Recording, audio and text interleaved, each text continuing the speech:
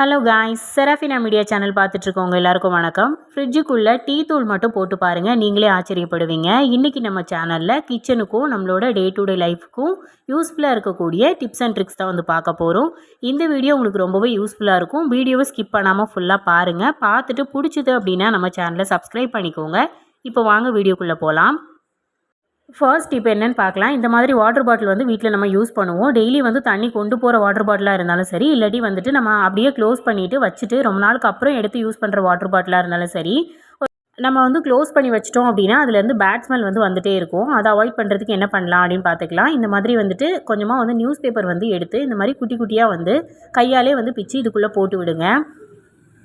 கொஞ்சமாக இதில் வந்து நம்ம நியூஸ் பேப்பர் வந்து போட்டாலும் போதும். இந்த நியூஸ் பேப்பர் வந்து நல்லா இதில் உள்ள பேட் ஸ்மெல் எல்லாத்தையுமே வந்து அப்சர்வ் பண்ணும். இப்போ இந்த மாதிரி நியூஸ் பேப்பர் போட்டதுக்கப்புறம் இது கூட கொஞ்சமாக வந்து உப்பு சேர்த்துக்கோங்க. உப்பு சேர்த்துட்டு இது கூடவே வந்து கொஞ்சம் தண்ணியும் சேர்த்துக்கோங்க. தண்ணி சேர்த்துட்டு இந்த வாட்டர் பாட்டிலை இப்போ வந்து நம்ம மூடி போட்டு நல்லா வந்து குலுக்கி எடுத்துக்கலாம். இப்படி வந்து குலுக்கிறப்போ இதுக்குள்ளே ஏதாவது கெட்ட வாடைகள் இருந்தாலும் போயிடும். அது மட்டும் இல்லாமல் நம்ம அடிக்கடி தண்ணி வந்து ஊற்றி வைக்கிறப்போ அந்த வாட்டர் பாட்டிலோட ஓரங்களில் அடிப்பக்கத்துலலாம் வந்து ஒரு மாதிரி வளவளப்பு தன்மையாக இருக்கும்.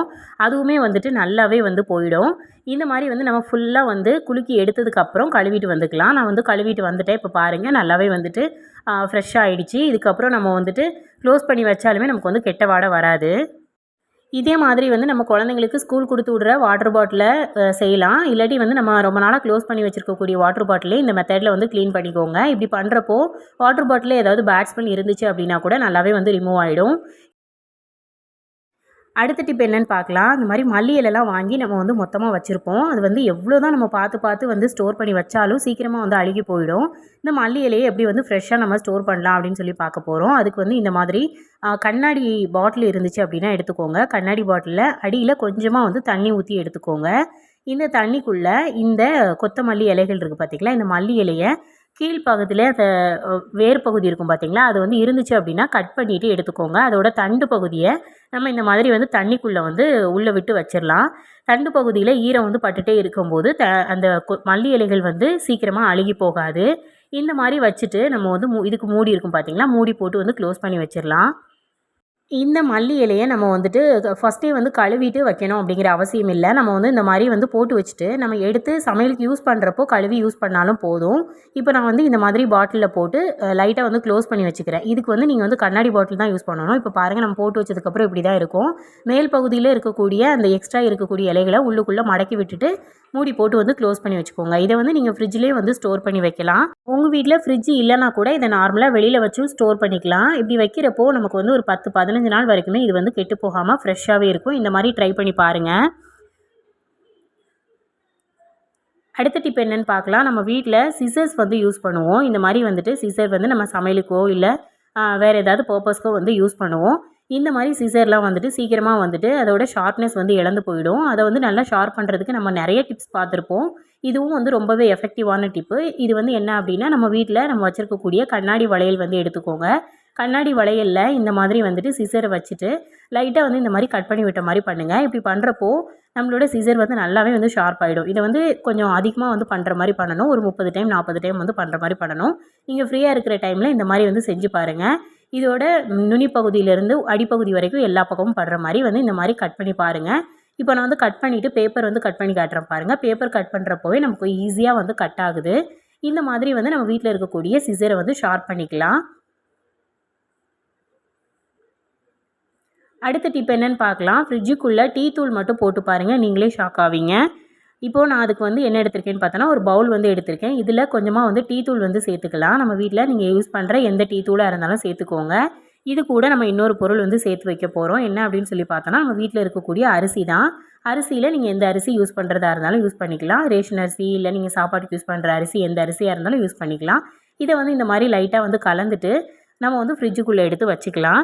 இப்போ பாருங்கள், நான் அந்த மாதிரி கலந்துட்டேன். இதை வந்து ஃப்ரிட்ஜுக்குள்ளே நார்மலாக வெளியிலே கூட நீங்கள் வச்சுக்கலாம். இது வந்து எதுக்காக நம்ம யூஸ் பண்ணி வைக்கிறோம் அப்படின்னு சொல்லி பார்த்தோன்னா, ஃப்ரிட்ஜுக்குள்ளே நம்ம வந்து நிறைய திங்ஸ் வச்சுருப்போம். சில நேரங்களில் பார்த்தோம் அப்படின்னா நான்வெஜ்லாம் வந்து வாங்கிட்டு வந்து அதை அப்படியே வந்து ஃப்ரிட்ஜுக்குள்ளே வச்சுருப்போம். அதில் வந்து ஒரு மாதிரி பேட் ஸ்மெல் வந்து வந்துகிட்டே இருக்கும். அந்த மாதிரி பேட் ஸ்மெல்லை அவாய்ட் பண்ணுறதுக்கு தான் இந்த அரிசியும் டீ தூளையும் வந்து கலந்து வச்சுருக்கோம். இந்த 2 பொருளுமே வந்து ரொம்பவே எஃபெக்டிவான பொருள். இதை வைக்கிறப்போ ஃப்ரிட்ஜுக்குள்ளே ஏதாவது பேட் ஸ்மெல் இருந்துச்சு அப்படின்னா கூட இதை வந்து அப்சர்வ் பண்ணிவிடும். இந்த மாதிரி வந்து ட்ரை பண்ணி பாருங்கள், ரொம்பவே யூஸ்ஃபுல்லாக இருக்கும். வீட்டில் ரொம்ப நாளாக தொல்லை பண்ணிகிட்டு இருக்கக்கூடிய எலியை நம்ம வீட்டில் இருக்கக்கூடிய பொருளை வச்சு எப்படி விரட்டலான்னு பார்க்க போகிறோம். இது செய்கிறதுக்கு நான் அந்த மாதிரி யூஸ் பண்ணாத மூடி ஒன்று எடுத்திருக்கேன். இது பிளாஸ்டிக் பாக்ஸில் கூட நீங்கள் செய்யலாம். இப்போ இதில் நம்ம என்ன பொருள் சேர்த்துருக்கோம் அப்படின்னு பார்த்தோன்னா, கார்ன்ஃப்ளவர் மாவு நான் சேர்த்துருக்கேன். சேர்த்துக்கலாம். அடுத்ததாக இது கூட நாட்டு சக்கரை நான் சேர்த்துருக்கேன். ஏன்னா எலிக்கு இனிப்பாக இருந்தால் பிடிக்கும் இல்லையா, அதுக்காக நம்ம நாட்டு சக்கரை சேர்த்துருக்கோம். உங்ககிட்ட நாட்டு சக்கரை இல்லை அப்படின்னா வெல்லம், அப்படி இல்லைன்னா கருப்பட்டி சேர்த்துக்கோங்க. இதுக்கு பதில் சுகர் சேர்க்கக்கூடாது. சுகர் சேர்த்தோம் அப்படின்னா இது தண்ணியாகிடும். நமக்கு இது கட்டிகளாக தான் தேவை. அதனால் நாட்டு சக்கரை சேர்த்துட்டு இந்த மாதிரி லைட்டாக மிக்ஸ் பண்ணி விட்டுக்கோங்க. இதை நீங்கள் குழந்தைங்க இருக்க வீட்டிலலாம் செய்கிறீங்க அப்படின்னா ரொம்பவே கேர்ஃபுல்லாக செய்யுங்க. இந்த மாதிரி மிக்ஸ் பண்ணி விட்டதுக்கப்புறம் இதில் நம்ம 2 பொருள் சேர்த்துக்க போகிறோம். அது என்னென்ன அப்படின்னு சொல்லிட்டு பார்க்கலாம்.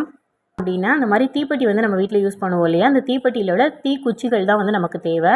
இதுக்கு இப்போ நான் எடுத்துருக்கக்கூடிய மாவு அளவுக்கு ஒரு 5 தீக்குச்சி நான் எடுத்துக்கிறேன். பார்த்திங்களா, இந்த பகுதி தான் நமக்கு தேவை.